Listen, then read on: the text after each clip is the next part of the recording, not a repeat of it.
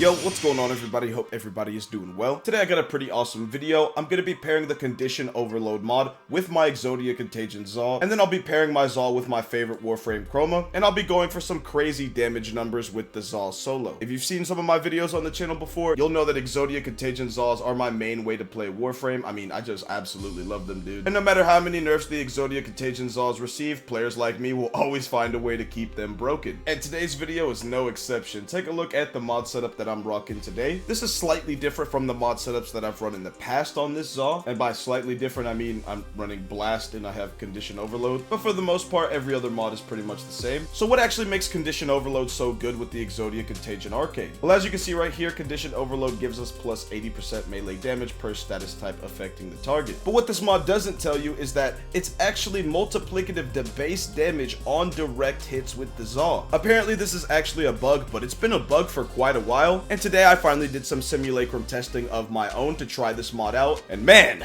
I was not disappointed at all. I've been farming up the mirror defense mission recently so I can get this arcane right here, secondary encumber. This arcane is amazing for status weapons. As you can see, plus 24% chance to trigger a second random status effect, and on a weapon like the Kuva Nukor, this can be quite nice. Now you may be wondering why I have all these random status effects on my Kuva Nukor. Considering the more status effects I have, the more melee damage I get. Might as well go for as many status effects as possible, right? That's exactly why I have corrosive and blast damage. The weapon's already built in with radiation, so I don't have to worry about that. On top of that, I also have the Nourish helmet ability, so I can get viral on the Nukor. And on top of all that, the Kuva Nukor applies the microwave status effect.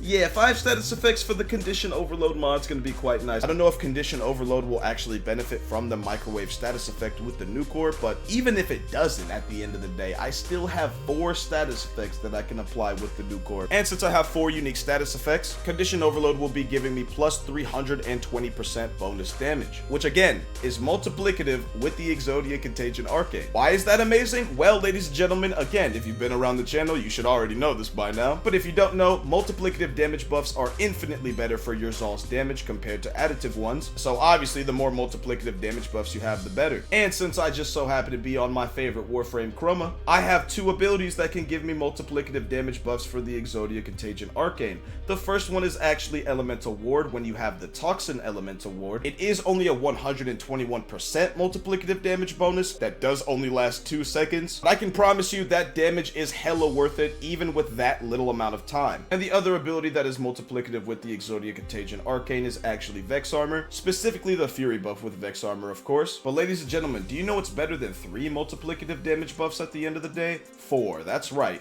We got the Vigorous Swap mod on as well, which of course is multiplicative for the Exodia Contagion Arcane, so that's 4 multiplicative buffs in total. And I'm gonna be real with you, I could have ran a build like this a long time ago if I actually got Arcane Battery sooner. I used to run Primed Flow a lot, and don't get it wrong, Primed Flow with Chroma is still good, but as a lot of people have pointed out in my comment section, there really is no need to have Primed Flow and Arcane Battery, especially on a Chroma Prime build where my armor is super high. All I really need to do is make sure that my energy stat is over 500 because I have 5 purple Archon shards that give me that extra melee crit damage. And of course, whenever my max energy stat is over 500, the amount of crit damage I get doubles. Before I would just easily obtain that with Primed Flow, now I can easily obtain that with Arcane Battery. It's pretty nice. Now you may argue there are much better Chroma builds out there for the Exodia Contagion Zaw build, and at the end of the day, do you. This is just the build that I like to rock, and with this build I have hit solo damage cap in the Steel Path many times. On top of all the damage buffs that I've already listed, there are 2 other methods we're going to be doing to increase the damage with the Zaw as well. One of them is simply just building up the melee combo counter, and the main reason I'm building up the melee combo counter is actually because I have the Blood Rush mod, which gives me extra crit chance the higher the combo multiplier is. So since I'm going to be building up the melee combo counter anyway, might as well throw on a mod like Body Count to give me that extra 12 seconds of combo duration, and then I got Primary Dexterity for an extra 7.5 seconds of combo duration as well, which puts me at a nice 24.5 seconds of combo duration, which is more than enough time to refresh the combo counter buff. And despite the fact that the Exodia Contagion Zaw won't benefit from the full 12 times combo counter buff, we'll still be getting a nice buff of 3.75 times. And by the way, the main reason the Zaw doesn't actually benefit from the 12 times combo multiplier is because the combo counter is mainly for heavy attacks, and on top of all of those buffs, there is one more buff we can apply, and that is with the Mad Eye Operator School and the Void Strike ability. ability. This ability right here will give us a 1000% damage buff for 8 seconds, which, yeah, 1000% damage buff for any weapon in the game is gonna make that shit do even more damage than it was doing previously. Considering that I'm just going for negative numbers and high billions anyway, it doesn't really matter if it's only 8 seconds. I'll just go for the high damage numbers in that 8-second window, while still doing hundreds of millions of damage casually without even activating the Maturite buff and just activating all the other abilities, as well as having a high combo counter.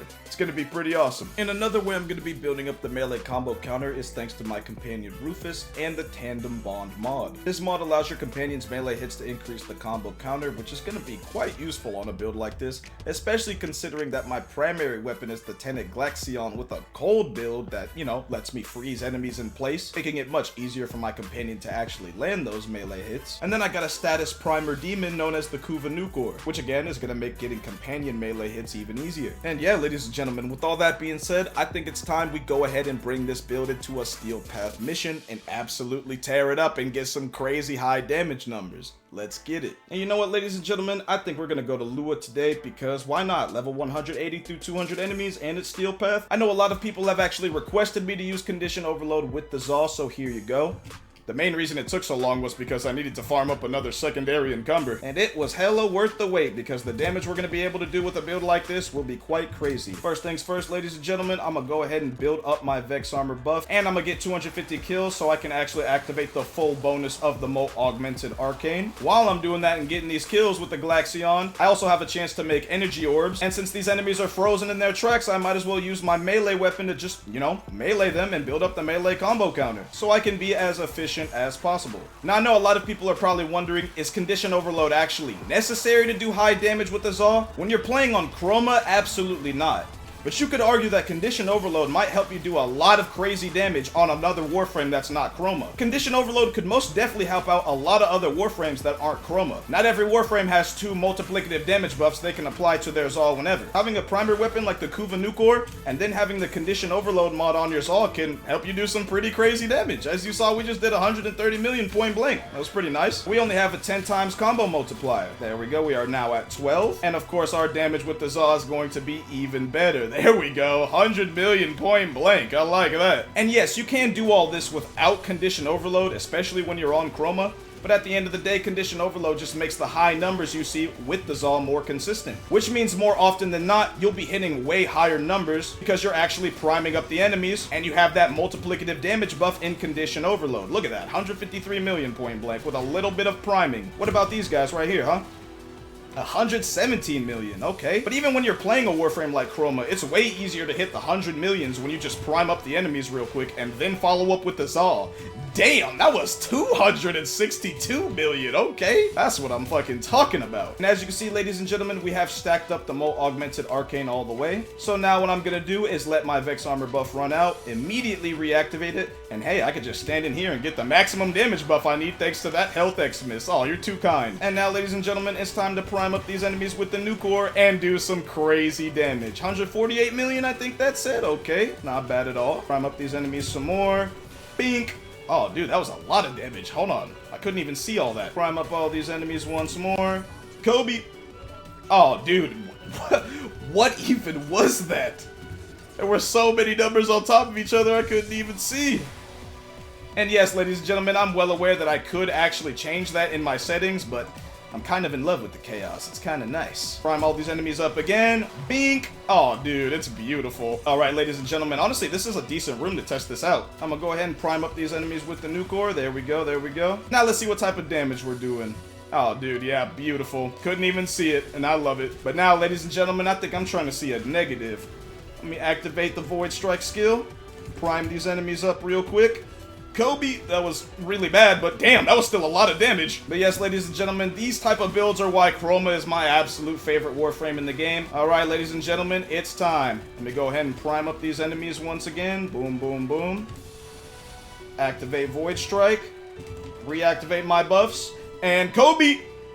Damn! Negative damage instantly. Oh, it looks so good. Not bad at all, dude. You love to see the negative numbers in Warframe. They just hit so different, I swear to God. And get this whack-ass Acolyte out of here, dude. Did you not just see me hit a negative number? And you think you can stand up to me? Sit your wannabe strong self-ass down, boy. And yeah guys, with all that being said, the life support is gone, and it is time to extract. What a fucking build, dude. This was awesome. As you can see, ladies and gentlemen, condition overload with an Exodia Contagion Zaw can be quite fucking deadly. Solo negative numbers is always beautiful to see in Warframe, and those negative numbers are especially beautiful to see when you're hitting them with your favorite Warframe and your favorite weapon in the game.